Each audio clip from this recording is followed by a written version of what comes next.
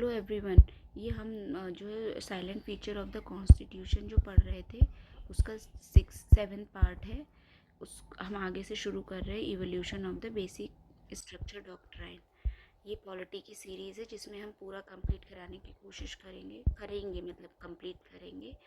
और ये सारे एग्ज़ाम्स के लिए बहुत इम्पोर्टेंट है, तो हमारे चैनल को प्लीज़ प्रमोट कीजिएगा। देखिए नेक्स्ट टॉपिक क्या है, evolution of basic structure and doctrine. इसमें क्या कहा गया है, basic structure encompasses basic and core values which form the bedrock of the Indian Constitution। इसमें क्या कह रहा है कि जो बेसिक और कोर वैल्यूज़ होती हैं वही फॉर्म करती हैं bedrock of the Indian constitution. यहाँ कहने का मतलब ये है कि जैसे जो बेसिक स्ट्रक्चर डॉक्ट्राइन है वो क्या है, जैसे कि किसी मकान की जो जैसे नींव होती है जिसे हम बोलते हैं बेस जिस पे पूरा मकान खड़ा होता है, तो हम इसको बार बार चेंज नहीं कर सकते। आप अपने मकान का इंटीरियर चेंज करवा सकते हैं, आप उसमें कुछ भी चेंज कीजिए इधर का उधर, लेकिन आप न्यू को बार बार चेंज नहीं कर सकते। वैसे ही हमारे कॉन्स्टिट्यूशन में कुछ कोर और बेसिक वैल्यूज़ हैं। आप समय के हिसाब से अगर नीड है टाइम की अकॉर्डिंगली, भाई मॉडर्न ज़माना आ रहा है या नई नई आजकल टेक्नोलॉजीज़ आ रही हैं, उसके हिसाब से हो सकता है हमारा कॉन्स्टिट्यूशन अब इतना मतलब सोचो 1950 का है तो 50 60 70 साल जो भी होने को आए हैं, तो उस टाइम की जो ज़रूरतें थी तो उन सब चीज़ों को ध्यान में रखते हुए उस टाइम पे इसका जो है फॉर्मेशन किया गया, इसको ड्राफ्ट किया गया। लेकिन हो सकता है कि टाइम के साथ जो है कुछ चीज़ें बदलें, तो अगर हमें कुछ अमेंडमेंट करना भी है मतलब कॉन्स्टिट्यूशन में कुछ चेंज करना है तो हम उसे कर सकते हैं। लेकिन आप जो है कोर वैल्यूज़ को छेड़छाड़ नहीं करेंगे, आप जो है बाकी सब चीज़ें जो है चेंज कर सकते हैं अकॉर्डिंगली उसके इर्द गिर्द, लेकिन आपको कोर वैल्यूज़ को बदलने की इजाज़त नहीं है। बेसिक स्ट्रक्चर डॉक्ट्राइन ये कहता है। इसमें क्या है, it is the judicially innovative doctrine which is neither defined under constitution not defined by supreme court और एनी अदर कोर्ट।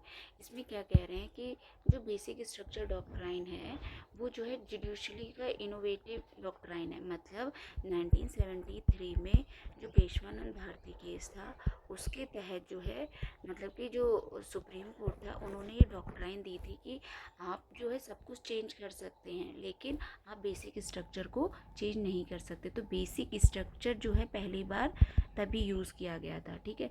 लेकिन उन्होंने जो है बेसिक स्ट्रक्चर को कहीं पे भी डिफाइन नहीं कर रखा, मतलब उसकी एक लिमिट, अगर आप किसी चीज़ को डिफाइन कर देते हो ना तो उसकी एक मतलब क्लैरिटी आ जाती है कि भाई ये उसका वो है, एक तरीके से दायरा है और इसके भीतर ये चीज़ कही जा रही है, तो लोग उसका लूप होल ढूंढ लेते हैं।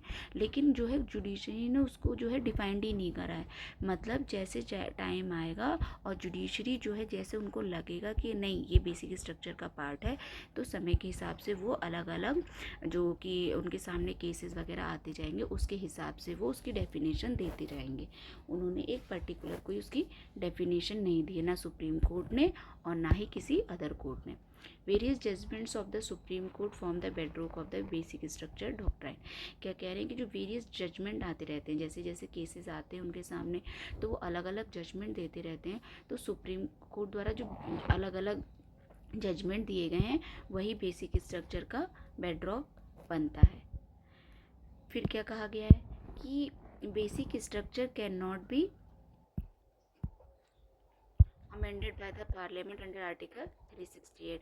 पहले क्या हुआ था, कई बार टसल के, अभी हम आगे पढ़ेंगे कि कई बार ऐसी टसल वाली स्थिति आई है किसके, जुडिशरी और गवर्नमेंट के बीच में। जब क्या गवर्नमेंट कुछ चेंजेस करना चाहती है, जुडिशरी उसे अनकॉन्स्टिट्यूशनल नल एंड वॉइड कह देती है, मतलब कि ठीक है। तो इसमें क्या है कि जो बेसिक स्ट्रक्चर का पार्ट बोला गया है कि जो पार्लियामेंट है अंडर 368 आर्टिकल में बेसिक स्ट्रक्चर को नहीं अमेंड कर सकती। 368 में क्या दिया गया है कि आप कॉन्स्टिट्यूशनल चेंजेस कर सकते हो, कॉन्स्टिट्यूशनल अमेंडमेंट्स कर सकते हो, आप कॉन्स्टिट्यूशन के अंदर अमेंडमेंट कर सकते हो अंडर आर्टिकल 368, ठीक है, अभी हमने ऊपर पढ़ा था इसी चैप्टर में। लेकिन आप बेसिक स्ट्रक्चर को अंडर आर्टिकल 368 चेंज नहीं कर सकते हैं, ये सुप्रीम कोर्ट ने बोला है। फिर क्या बोला, present position under article 368 parliament can amend any part of the constitution including the fundamental rights but without affecting the basic structure of the constitution. The supreme court has yet defined or clarify what constitute the basic structure of the constitution. देखो, जो उस time था जो ये property वाले cases चल रहे थे ना, उन केसेस को लेके काफ़ी टसल की स्थिति वो जो है आ गई थी गवर्नमेंट और जुडिशरी के बीच में। तो इन्होंने क्या करा ना कि कई बार ऐसा करने की कोशिश की है गवर्नमेंट ने कि सारी पावर जो है अमेंडमेंट की, मतलब कि कॉन्स्टिट्यूशन को मतलब पूरा चेंज करने की कोशिश की है। तो जुडिशरी ने ये बोल दिया कि मतलब कि क्या हुआ था कि जो फंडामेंटल राइट है उन्होंने एक 9 शेड्यूल बनाया गवर्नमेंट ने। उसमें जो है क्या कहते, सारे जो जितने भी ये लॉज बनाते थे और उसके अंदर डाल देते थे। फिर वो ये कहते थे कि जो लॉज वगैरह जो जितने भी हम उसमें बना रहे हैं, रूल्स या रेगुलेशन जो नए ला रहे हैं, अगर वो जो है 9 शेड्यूल में जाके पढ़ जाएंगे तो उनमें जो है उनको जो इम्यूनिटी मिल जाएगी, मतलब कि फिर सुप्रीम कोर्ट उसमें नहीं कर सकती तो कुछ भी। तो ये चीज़ कई बार हुई। 1973 तक ये चीज़ होता रहा कि जो है ये लोग लॉ बनाते थे और 9 शेड्यूल में डाल देते थे, कुछ भी अमेंडमेंट करते थे कॉन्स्टिट्यूशन में, मतलब ये ला के उसको 9 शेड्यूल में डाल देते थे। तो क्या होता था कि वो जुडिशरी की पहुंच से दूर हो जाता था। अब उसमें जुडिशरी अपना जो है क्या कहते हैं, मतलब कि कोई भी जजमेंट नहीं दे सकती थी। तो ये धीरे धीरे होता रहा। अब क्या हुआ कि इससे पूरा कॉन्स्टिट्यूशन क्या ये लोग चेंज, मतलब चीज़ें करी, पॉजिटिव वे में गई थी गवर्नमेंट द्वारा भी। लेकिन बोलते हैं ना, हर चीज़ कभी ना कभी तो कहीं ना कहीं गलत साबित हो जाती है। तो एक टाइम ऐसे आया कि गवर्नमेंट ने कहा कि मतलब हम फंडामेंटल अमेंड कर सकते हैं, हम कुछ भी अमेंड कर सकते हैं, अमेंडमेंट कर सकते हैं कॉन्स्टिट्यूशन में अंडर आर्टिकल 368। तो सुप्रीम कोर्ट ने जजमेंट में अपने कहा कि ठीक है, आप इवन फंडामेंटल राइट भी अमेंड कर सकते हैं, आप कुछ भी अमेंड कर सकते हो, बिल्कुल सही बात है। अंदर आर्टिकल 368 आप कुछ भी अमेंडमेंट कर सकते हो, लेकिन बेसिक स्ट्रक्चर आप नहीं अमेंड कर सकते। आप basic structure of the constitution को चेंज नहीं कर सकते। और बेसिक स्ट्रक्चर क्या है कॉन्स्टिट्यूशन का, ये खुद सुप्रीम कोर्ट डिसाइड करेगी। उन्होंने कहा ठीक है, आप अंडर आर्टिकल 368 आप कुछ भी अमेंड कीजिए, ठीक है भाई, लेकिन आप बेसिक स्ट्रक्चर चेंज नहीं कर सकते। पहली बात तो उन्होंने ये कही।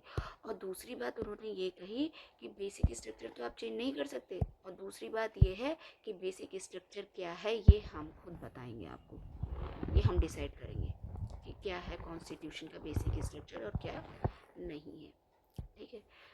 तो इसी को बोलते हैं बेसिक, जब वहीं से ये इवोल्यूशन हुआ बेसिक स्ट्रक्चर डॉक्ट्राइन का। The supreme court has yet defined और क्लियरिफाई, मतलब कि सुप्रीम कोर्ट को ना अभी तक ये है कि वो जब चाहे वो जिस चीज़ को चाहती है देखती है, तो उसको लगता है कि ये बेसिक स्ट्रक्चर है और इसको जो है इसका अमेंडमेंट नहीं हो सकता, तो वो उसको नल एंड वॉइड जो है करार दे देती है। और क्या कहते वो वाला लॉ वहीं पे ख़त्म हो जाता है, वो अमेंडमेंट फिर लागू नहीं होता है। तो ये है बेसिक स्ट्रक्चर, मतलब उन्होंने उसको डिफाइन नहीं किया। अब बात आई कि cases related to the basic structure doctrine. सबसे पहला केस आया शंकर प्रसाद केस 1951 में। इसमें क्या कहा गया, whether the parliament can curtail fundamental rights under article 368, ठीक है, was dealt with in this case the constitutional validity of the first amendment act 1951 which curtailed the right to property was challenged। इसमें क्या हुआ कि जो parliament थी उन्होंने बोला कि parliament can cartel the fundamental right under article 368। जो शंकरी प्रसाद केस था 1951 में, ये मैंने बोला ना कि पहले भी बताया कि सारे ये जो खासकर जो टसल चल रहा था उस टाइम का, जब कॉन्स्टिट्यूशन आया उसके तुरंत बाद ही वही इंडिया मतलब इंडिपेंडेंट हुआ था, ठीक है, आज़ाद हुआ था तुरंत। तो उसमें क्या हो रहा था कि बहुत सारी प्रॉपर्टीज़ वगैरह जो थी ना, वो अवैध तरीके से बहुत लोगों के कब्जे में थी, और कुछ तबके ऐसे थे जो मतलब उनकी ज़बरदस्ती अंग्रेज़ों के टाइम पर प्रॉपर्टीज़ हड़प ली गई थी, और फिर वो लोग जो है मतलब एक तरीके से बिल्कुल उनके पास कुछ बचा ही नहीं था। तो ऐसे कई लोग थे ना कि भाई जिनकी अपनी खुद की प्रॉपर्टी होते हुए भी, लेकिन उसे क्योंकि दूसरे लोगों ने ज़मीनें उनकी हड़प ली थी, तो उनके पास ना कुछ करने को था, भुखमरी जैसी हालत हो गई थी। तो कुछ तबके जो थे सोसाइटी के, उनके पास ना जाने कितने एकड़ों ज़मीन थी, ठीक है, और कुछ ऐसे थे कि जिन मतलब कि जो भूखे मर रहे थे, उनके पास कुछ करने के लिए भी नहीं था। भाई खेती थी इम्पॉर्टेंट सोर्स ऑफ इनकम। तो ऐसी जब ये वाली स्थिति आई तो इसमें क्या हुआ कि parliament can curtail fundamental right. Shankari Prasad case में कहा गया कि जो पार्लियामेंट है, ये इस चीज़ के लिए केस आया था, whether parliament can curtail fundamental right under article. मतलब ये बात उठी कि क्या पार्लियामेंट फंडामेंटल राइट को अमेंड कर सकता है अंडर आर्टिकल 368। इस केस में ये बात उठी कि क्या ये पॉसिबल है कि भाई पार्लियामेंट फंडामेंटल इस चीज़ पे जो है एक तरीके से कि जजमेंट देना था कि फंडामेंटल राइट अगर अंडर आर्टिकल 368 पार्लियामेंट द्वारा जो है अमेंड किए जाते हैं, तो क्या ये उनकी दायरे में आते हैं, ये उनकी पावर है कि नहीं है। Constitutional validity of the first amendment act which curtail the right to property was challenge.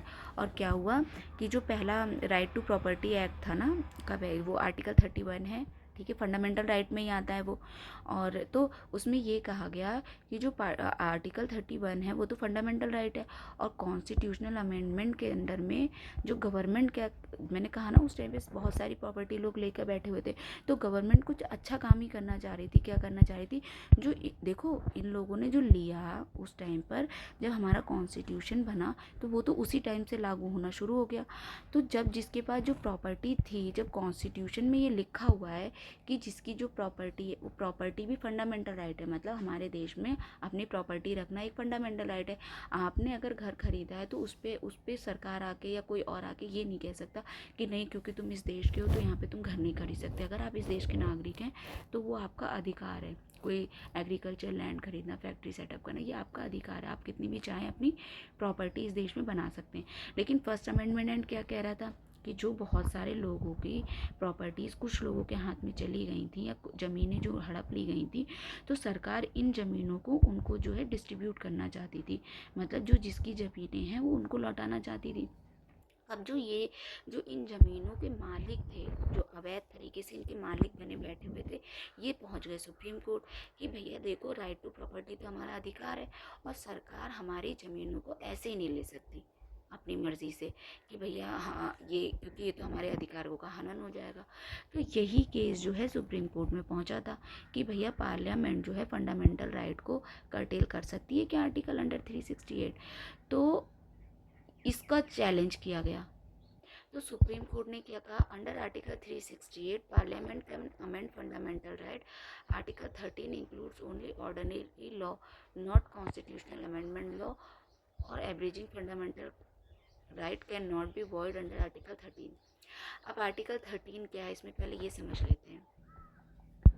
तो आर्टिकल 13 क्या कहता है कि laws in force before the constitution came into effect are void if they violate fundamental rights. मतलब कि article 13 के अंदर में ये साफ साफ लिखा हुआ है कि कोई लॉ जो फंडामेंटल राइट को, ठीक है,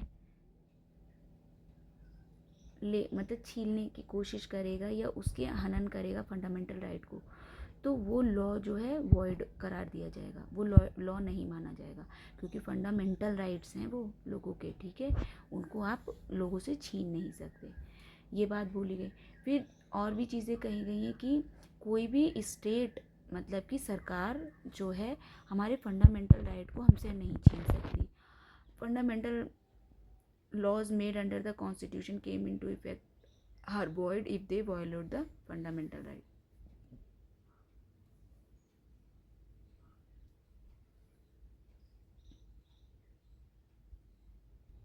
तो एक तरीके से जो आर्टिकल 13 है वो क्या कर रहा है, वो जो कोर्ट्स हैं, जो सुप्रीम कोर्ट वगैरह हैं, डिफरेंट कोर्ट्स हैं, सुप्रीम कोर्ट हो गए या हाई कोर्ट हो गए, तो वो उनको जो है पावर देता है कि ना अगर कोई ऐसा लॉ सरकार द्वारा लेकर आया जाता है जो कि फंडामेंटल राइट्स को छीनने की कोशिश कर रहा है या उनकी पावर घटाने की कोशिश कर रहा है, तो उसे जो है नल एंड वॉइड करार दे दिया जाए सुप्रीम कोर्ट द्वारा। तो ये एक तरीके से जो है कह सकते हैं कि मतलब सुप्रीम कोर्ट को पावर देता है कि आप ऐसे किसी भी लॉ को जो है मतलब कि खारिज कर सकते हैं।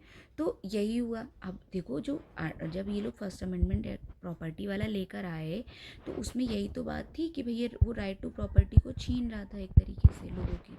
तो फिर सुप्रीम कोर्ट के पास ये मामला पहुंच गया, लोग अपनी शिकायतें लेके सुप्रीम कोर्ट के पास पहुंच गए कि भैया ये तो हमारा अधिकार छीन रहे हैं प्रॉपर्टी रखने का। अब सुप्रीम कोर्ट ने तो क्या जजमेंट दिया कि जो पार्लियामेंट है वो अमेंड कर सकती है फंडामेंटल राइट्स को, ठीक है। और जो आर्टिकल 13 है वो सिर्फ और सिर्फ ऑर्डिनरी लॉ के लिए है। मतलब अगर कोई लॉ जो कॉन्स्टिट्यूशनल अमेंडमेंट कर रहे हैं, जो कॉन्स्टिट्यूशन में चेंज कर रहे हैं, उनको जो है इसके दायरे से बाहर रखा जाएगा। जो आर्टिकल देखो हमारे साथ क्या है कि जो सुप्रीम कोर्ट या हाई कोर्ट वगैरह हो गई ना, तो जो कॉन्स्टिट्यूशन है ना उसको एक तरीके से वो गारंटर ऑफ द कॉन्स्टिट्यूशन है।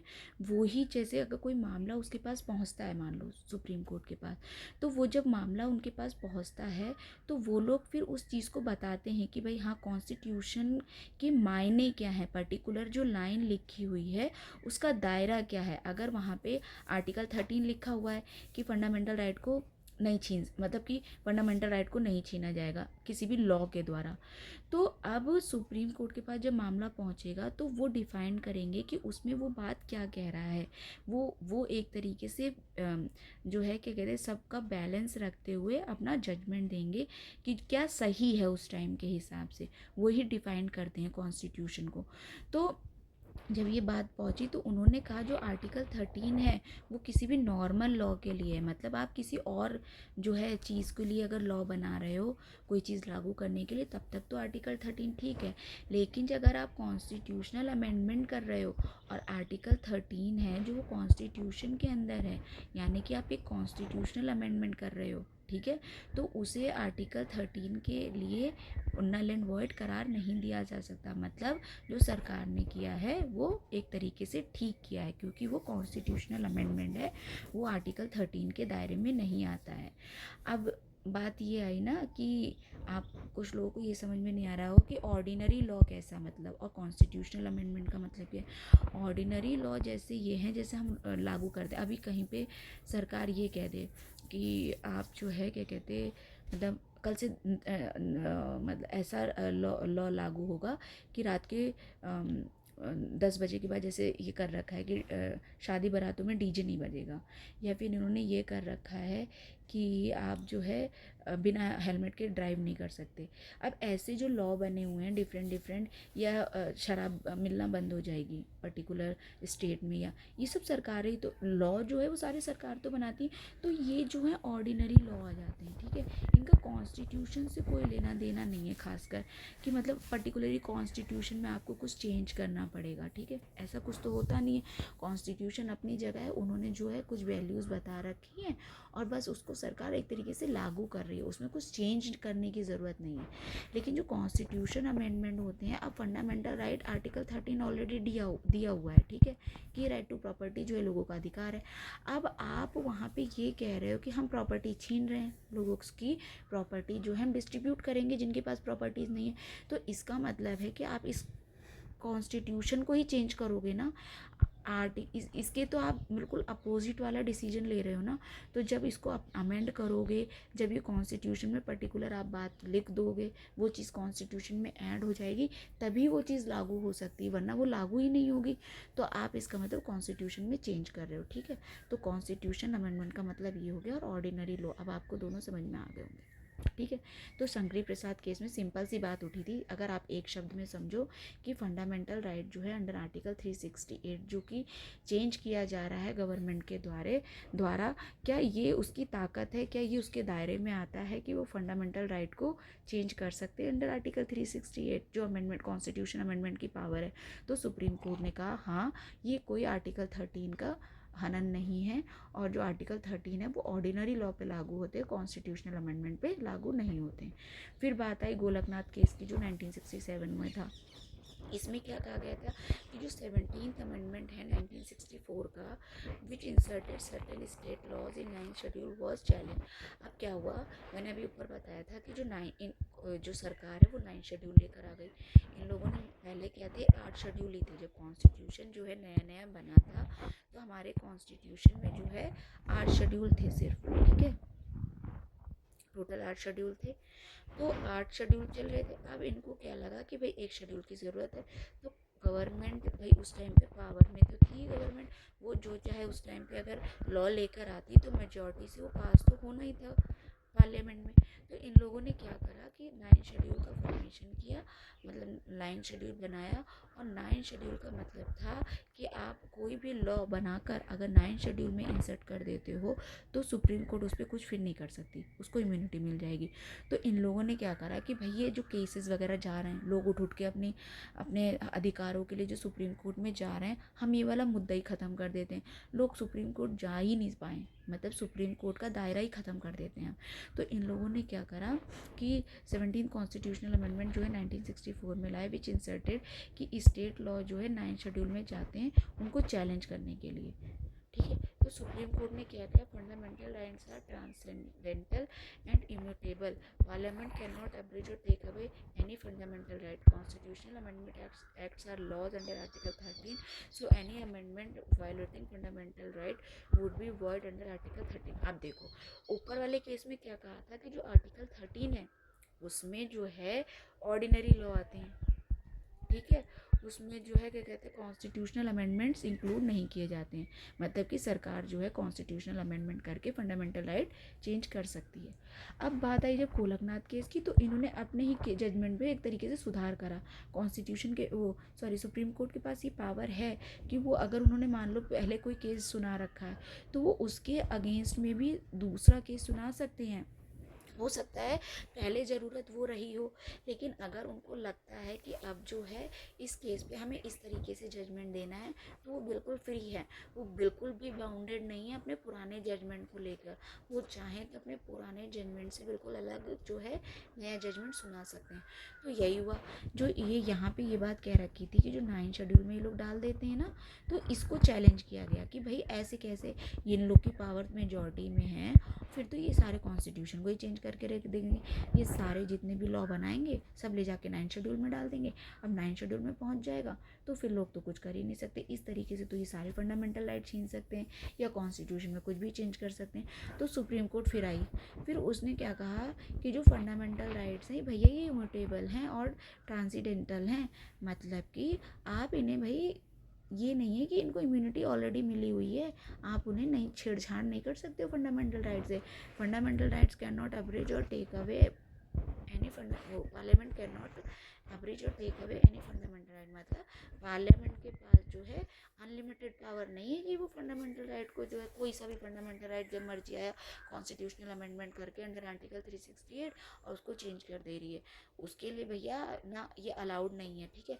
Constitutional amendment acts are laws under, और अब इन्होंने कहा कि जो है कॉन्स्टिट्यूशनल अमेंडमेंट भी जो कि आप अंडर आर्टिकल 368 कर रहे हो वो भी जो है आर्टिकल 13 के अंदर लॉ माने जाएंगे, चाहे वो ऑर्डिनरी लॉ नहीं रहेंगे, वो नॉर्मल आर्टिकल 13 जो है वो सिर्फ ऑर्डिनरी लॉ की बात नहीं कर रहा है।